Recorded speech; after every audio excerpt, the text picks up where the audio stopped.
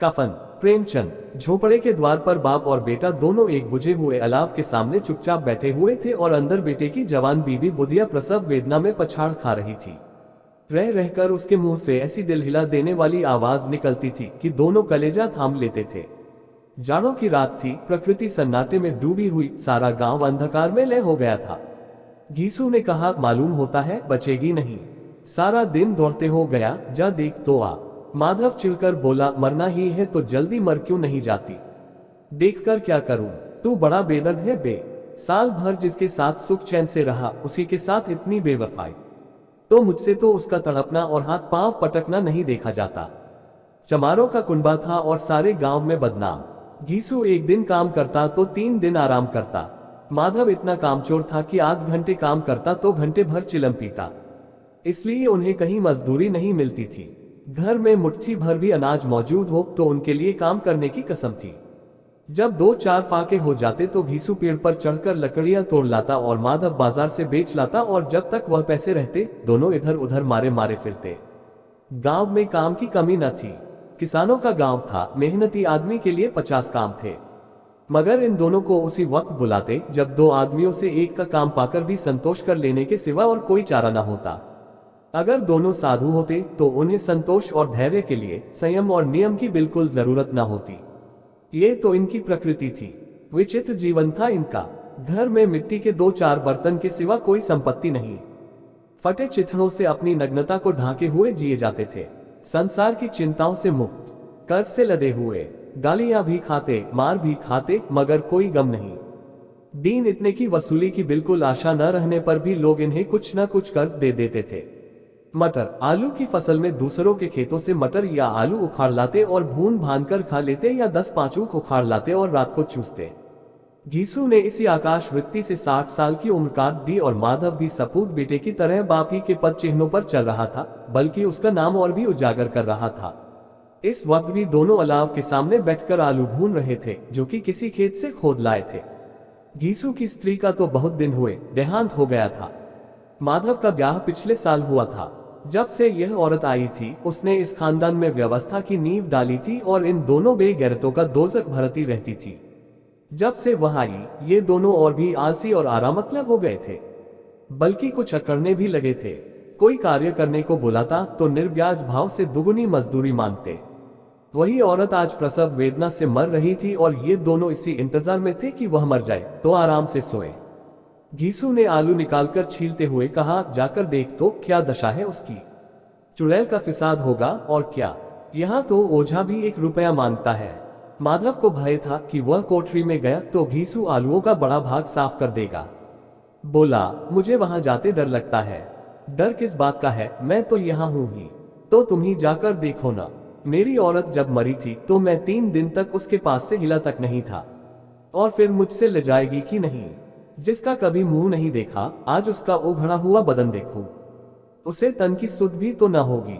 मुझे देख लेगी तो खुलकर हाथ पांव भी न पटक सकेगी। मैं सोचता हूँ कोई बाल बच्चा हो गया तो क्या होगा। सौंठ, गुड़, तेल कुछ भी तो नहीं है घर में।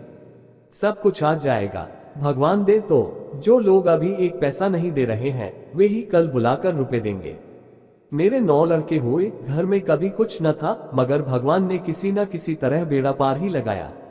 जिस समाज में रात दिन मेहनत करने वालों की हालत उनकी हालत से कुछ बहुत अच्छी न थी, और किसानों के मुकाबले में वे लोग जो किसानों की दुर्बलताओं से लाभ उठाना जानते थे, कहीं ज्यादा संपन्न थे, वहां इस तरह की मनोवृत्ति का पैदा हो जाना कोई अचरज की बात न थी। हम तो कहेंगे घीसू किसानों से कहीं ज्यादा विचारवान था और किसानों के विचार शून्य समूह में शामिल होने के बदले बैठकबाजों की कुत्सित मंडली में जा मिला था। हाँ, उसमें ये शक्ति न थी कि बैठकबाजों के नियम और नीति का पालन करता। इसलिए जहां उसकी मंडली के और लोग गांव के सरगना और मुखिया बने हुए थे, उस पर सारा गांव उंगली उठाता था। फिर भी उसे ये तस्कीन तो थी ही कि अगर वह फटेहाल है तो कम से कम उसे किसानों की सीजी तोड़ मेहनत तो नहीं करनी पड़ती, और उसकी सरलता और निरीहता से दूसरे लोग बेजा फायदा तो नहीं उठाते। दोनों आलू निकाल कर जलते जलते खाने लगे। कल से कुछ नहीं खाया था। इतना सब्र न था कि ठंडा हो जाने दे। कई बार दोनों की जबानें जल गईं। छिल जाने पर आलू का बाहरी हिस्सा जबान, हलक और तालू को जला देता था, और उस अंगारे को मुंह में रखने से ज्यादा खैरियत इसी में थी कि वह अंदर पहुंच जाए। वहां उससे ठंडा करने के लिए काफी सामान थे, इसलिए दोनों जल्द जल्द निकल जाते। हालांकि इस कोशिश में उनकी आंखों से आंसू निकल आते। घीसू को उस वक्त ठाकुर की बारात याद आई जिसमें 20 साल पहले वह गया था। उस दावत में उसे जो तृप्ति मिली थी वह उसके जीवन में एक याद रखने लायक बात थी, और आज भी उसकी याद ताजी थी। बोला, वह भोज नहीं भूलता। तब से फिर उस तरह का खाना और भरपेट नहीं मिला। लड़की वालों ने सबको भरपेट पूरियां खिलाई थी, सबको, छोटे बड़े सबने पूरियां खाई, और असली घी की चटनी, रायता, 3 तरह के सूखे साग, एक रसेदार तरकारी, दही, चटनी, मिठाई। अब क्या बताऊं कि उस भोज में क्या स्वाद मिला। कोई रोक टोक नहीं थी, जो चीज चाहो मांगो, जितना चाहो खाओ। लोगों ने ऐसा खाया कि किसी से पानी न पिया गया। मगर परोसने वाले हैं कि पत्तल में गर्म गर्म गोल गोल सुवासित कचौरियां डाल देते हैं। मना करते हैं कि नहीं चाहिए, पत्तल पर हाथ रोके हुए हैं, मगर वह है कि दिए जाते हैं। और जब सबने मुंह धो लिया तो पान इलायची भी मिली, मगर मुझे पान लेने की कहां सुध थी। खड़ा हुआ न जाता था, चटपट जाकर अपने कंबल पर लेट गया। ऐसा दिल दरियाव था वह ठाकुर। माधव ने इन पदार्थों का मन ही मन मजा लेते हुए कहा, अब हमें कोई ऐसा भोज नहीं खिलाता। अब कोई क्या खिलाएगा। वह जमाना दूसरा था, अब तो सबको किफायत सूझती है। शादी ब्याह में मत खर्च करो, क्रियाकर्म में मत खर्च करो। पूछो, गरीबों का माल बटोर बटोर कर कहाँ रखोगे। बटोरने में तो कमी नहीं है, हाँ खर्च में किफायत सूझती है। तुमने 20 पूरियां खाई होंगी, 20 से ज्यादा खाई थी। मैं 50 खा जाता, 50 से कम मैंने न खाई होंगी। अच्छा पका था, तू तो मेरा आधा भी नहीं है। आलू खाकर दोनों ने पानी पिया और वहीं अलाव के सामने अपनी धोतियां ओढ़कर पांव पेट में डाले सो रहे, जैसे 2 बड़े बड़े अजगर गेंडुलिया मारे पड़े हों। और बुधिया अभी तक कराह रही थी। 2 सवेरे माधव ने कोठरी में जाकर देखा तो उसकी स्त्री ठंडी हो गई थी। उसके मुंह पर मक्खियां भिनक रही थी, पथराई हुई आंखें ऊपर टंगी हुई थी, सारी देह धूल से लथपथ हो रही थी।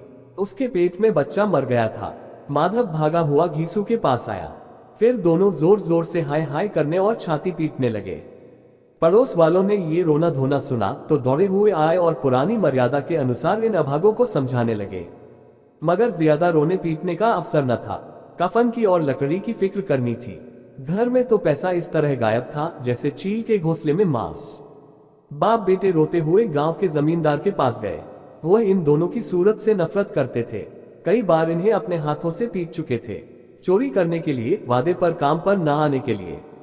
पूछा, क्या है बेघिसुआ, रोता क्यों है। अब तो तू कहीं दिखलाई भी नहीं देता, मालूम होता है इस गांव में रहना नहीं चाहता। घीसू ने जमीन पर सिर रखकर आंखों में आंसू भरे हुए कहा, सरकार बड़ी विपत्ति में हूँ। माधव की घरवाली रात को गुजर गई, रात भर तड़पती रही सरकार। हम दोनों उसके सिरहाने बैठे रहे, दवा दारू जो कुछ हो सका सब कुछ किया, मुदा वह हमें दगा दे गई। अब कोई एक रोटी देने वाला भी न रहा मालिक, तबाह हो गए, घर उजड़ गया। आपका गुलाम हूँ, अब आपके सिवा कौन उसकी मिट्टी पार लगाएगा। हमारे हाथ में तो जो कुछ था वह सब तो दवा दारू में उठ गया। सरकार ही की दया होगी तो उसकी मिट्टी उठेगी, आपके सिवा किसके द्वार पर जाऊं। जमींदार साहब दयालु थे, मगर घीसू पर दया करना काले कंबल पर रंग चढ़ाना था। जी में तो आया, कह दें चल दूर हो यहाँ से। यूं तो बुलाने से भी नहीं आता, आज जब गर्ज पड़ी तो आकर खुशामद कर रहा है। हरामखोर कहीं का, बदमाश। लेकिन ये क्रोध या दंड देने का अवसर न था। जी में कुलते हुए 2 रुपए निकालकर फेंक दिए, मगर सांत्वना का एक शब्द भी मुंह से न निकला। उसकी तरफ ताका तक नहीं, जैसे सिर का बोझ उतारा हो। जब जमींदार साहब ने 2 रुपए दिए तो गांव के बनिए महाजनों को इनकार का साहस कैसे होता। घीसू जमींदार के नाम का ढिंढोरा भी पीटना खूब जानता था। किसी ने 2 आने दिए, किसी ने 4 आने। 1 घंटे में घीसू के पास 5 रुपए की अच्छी रकम जमा हो गई। कहीं से अनाज मिल गया, कहीं से लकड़ी। और दोपहर को घीसू और माधव बाजार से कफन लाने चले। इधर लोग बांस वांस काटने लगे। गांव की नर्म दिल स्त्रियां आकर लाश देखती थीं और उसकी बेकसी पर 2 बूंद आंसू गिराकर चली जाती थीं। 3 बाजार में पहुंचकर घीसू बोला, लकड़ी तो उसे जलाने भर को मिल गई है, क्यों माधव। माधव बोला, हाँ लकड़ी तो बहुत है, अब कफन चाहिए। तो चलो कोई हल्का सा कफन ले लें। हाँ और क्या, लाश उठते उठते रात हो जाएगी। रात को कफन कौन देखता है। कैसा बुरा रिवाज है कि जिसे जीते जी तन ढांकने को चिथड़ा भी ना मिले, उसे मरने पर नया कफन चाहिए। कफन लाश के साथ जल ही तो जाता है, और क्या रखा रहता है। यही 5 रुपए पहले मिलते तो कुछ दवा दारू कर लेते। दोनों एक दूसरे के मन की बात ताड़ रहे थे। बाजार में इधर उधर घूमते रहे, कभी इस बाजार की दुकान पर गए, कभी उसकी दुकान पर। तरह तरह के कपड़े, रेशमी और सूती देखे, मगर कुछ जचा नहीं। यहाँ तक कि शाम हो गई। तब दोनों न जाने किस दैवी प्रेरणा से एक मधुशाला के सामने जा पहुंचे, और जैसे किसी पूर्व निश्चित व्यवस्था से अंदर चले गए।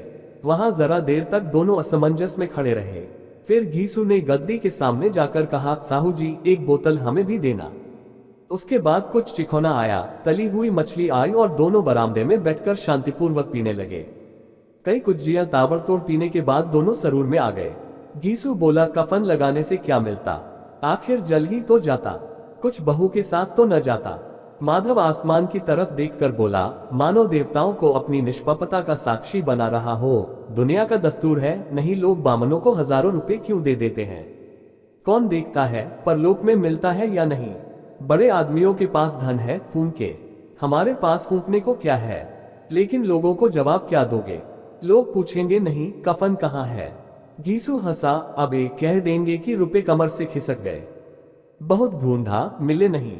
लोगों को विश्वास न आएगा, लेकिन फिर वही रुपए देंगे। माधव भी हंसा इस अनपेक्षित सौभाग्य पर, बोला, बड़ी अच्छी थी बेचारी, मरी तो खूब खिला पिलाकर, आधी बोतल से ज्यादा उड़ गई। घीसू ने 2 सेरपुरियां मंगाए, चटनी, अचार, कलेजिया। शराब खाने के सामने ही दुकान थी। माधव लपक कर 2 पत्तलों में सारे सामान ले आया। पूरा 1.5 रुपया खर्च हो गया, सिर्फ थोड़े से पैसे बच रहे। दोनों इस वक्त इस शान में बैठे पूरियां खा रहे थे जैसे जंगल में कोई शेर अपना शिकार उड़ा रहा हो। न जवाबदेही का खौफ था, न बदनामी की फिक्र। इन सब भावनाओं को उन्होंने बहुत पहले ही जीत लिया था।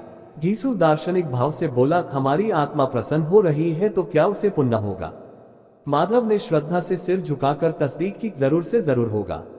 भगवान तुम अंतर्यामी हो, उसे बैकुंठ ले जाना। हम दोनों हृदय से आशीर्वाद दे रहे हैं। आज जो भोजन मिला वह कभी उम्र भर न मिला था। एक क्षण के बाद माधव के मन में एक शंका जागी। बोला, क्यों दादा, हम लोग भी एक न एक दिन वहां जाएंगे ही। घीसू ने इस भोले भाले सवाल का कुछ उत्तर न दिया। वह परलोक की बातें सोचकर इस आनंद में बाधा न डालना चाहता था। जो वहां हम लोगों से पूछे कि तुमने हमें कफन क्यों नहीं दिया तो क्या कहोगे। कहेंगे तुम्हारा सिर। पूछेगी तो जरूर, तू कैसे जानता है कि उसे कफन न मिलेगा। तू मुझे ऐसा गधा समझता है। 60 साल क्या दुनिया में घास खोदता रहा हूँ, उसको कफन मिलेगा और बहुत अच्छा मिलेगा। माधव को विश्वास न आया। बोला, कौन देगा। रुपए तो तुमने चट कर दिए। वह तो मुझसे पूछेगी, उसकी मांग में तो सिंदूर मैंने डाला था। कौन देगा, बताते क्यों नहीं। वही लोग देंगे जिन्होंने अब की दिया। हाँ, अब के रुपए हमारे हाथ न आएंगे। ज्यों ज्यों अंधेरा बढ़ता था और सितारों की चमक तेज होती थी, मधुशाला की रौनक भी बढ़ती जाती थी। कोई गाता था, कोई डींग मारता था, कोई अपने संगी के गले लिपटा जाता था, कोई अपने दोस्त के मुंह में कुल्हड़ लगाए देता था। वहां के वातावरण में सुरूर था, हवा में नशा। कितने तो यहाँ आकर एक चुल्लू में मस्त हो जाते थे। शराब से ज्यादा यहाँ की हवा उन पर नशा करती थी। जीवन की बाधाएं यहाँ खींच लाती थी और कुछ देर के लिए ये भूल जाते थे कि वे जीते हैं या मरते हैं, या न जीते हैं न मरते हैं। और ये दोनों बाप बेटे अब भी मजे ले लेकर चुस्कियां ले रहे थे। सबकी निगाहें इनकी ओर जमी हुई थी। दोनों कितने भाग्य के बली हैं। पूरी बोतल बीच में है। भरपेट खाकर माधव ने बची हुई पूरियों का पत्तल उठाकर एक भिखारी को दे दिया, जो खड़ा इनकी ओर भूखी आंखों से देख रहा था, और देने के गौरव, आनंद और उल्लास का अपने जीवन में पहली बार अनुभव किया। घीसू ने कहा, ले जा, खूब खा और आशीर्वाद दे। जिसकी कमाई है वह तो मर गई, मगर तेरा आशीर्वाद उसे जरूर पहुंचेगा। रोए रोए से आशीर्वाद दो, बड़ी गाड़ी कमाई के पैसे हैं। माधव ने फिर आसमान की तरफ देखकर कहा, वह बैकुंठ में जाएगी दादा, बैकुंठ की रानी बनेगी। घीसू खड़ा हो गया और जैसे उल्लास की लहरों में तैरता हुआ बोला, हाँ बेटा, बैकुंठ में जाएगी। किसी को सताया नहीं, किसी को दबाया नहीं। मरते मरते हमारी जिंदगी की सबसे बड़ी लालसा पूरी कर गई। वह न बैकुंठ जाएगी तो क्या ये मोटे मोटे लोग जाएंगे जो गरीबों को दोनों हाथों से लूटते हैं और अपने पाप को धोने के लिए गंगा में नहाते हैं और मंदिरों में जल चढ़ाते हैं। श्रद्धालुता का ये रंग तुरंत ही बदल गया। अस्थिरता नशे की खासियत है। दुख और निराशा का दौरा हुआ। माधव बोला, मगर दादा, बेचारी ने जिंदगी में बड़ा दुख भोगा, कितना दुख झेल कर मरी। वह आंखों पर हाथ रखकर रोने लगा, चीखे मार मार कर। घीसू ने समझाया, क्यों रोता है बेटा, खुश हो कि वह माया जाल से मुक्त हो गई, जंजाल से छूट गई। बड़ी भाग्यवान थी जो इतनी जल्द माया मोह के बंधन तोड़ दिए। और दोनों खड़े होकर गाने लगे, ठगिनी क्यों नैना झमकावे, ठगिनी। पियक्कड़ों की आंखें इनकी ओर लगी हुई थीं और ये दोनों अपने दिल में मस्त गाए जाते थे। फिर दोनों नाचने लगे, उछले भी, कूदे भी, गिरे भी, मटके भी, भाव भी बताए, अभिनय भी किए और आखिर नशे में मदमस्त होकर वहीं गिर पड़े।